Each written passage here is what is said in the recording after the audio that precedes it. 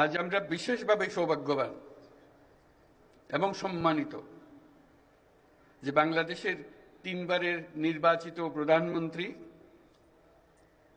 বীর মুক্তিযোদ্ধা শহীদ রাষ্ট্রপতি জিয়াউর রহমানের স্ত্রী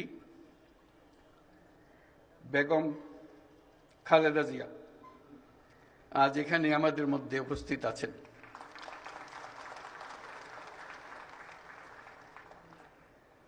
এক যুগ ধরে তিনি এই মহাসম্মেলনীতে অংশগ্রহণ করার সুযোগ পান নাই। আজকে সুযোগ পেয়েছেন। আমরা সবাই আনন্দিত এবং গর্বিত যে আমরা এই সুযোগ দিতে পেরেছি আপনাকে। শারীরিক অসুস্থতা সত্ত্বেও এই বিশেষ দিবসে সবার সঙ্গে শরীক হওয়ার জন্য আপনাকে আবারও ধন্যবাদ। আমরা তার আশু রোগমুক্তি কামনা করছি এবং এই অনুষ্ঠানে বিশেষভাবে স্বাগত জানাচ্ছি।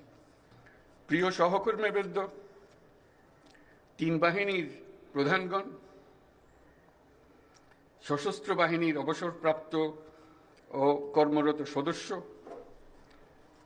এবং তাদের পরিবারবৃন্দ, সম্মানিত অতিথিবৃন্দ, আসসালামু আলাইকুম। সশস্ত্র বাহিনী দিবস উদযাপন উপলক্ষে আয়োজিত আজকের এই সম্বর্ধনা অনুষ্ঠানে আপনাদের সকলকে স্বাগত জানাই।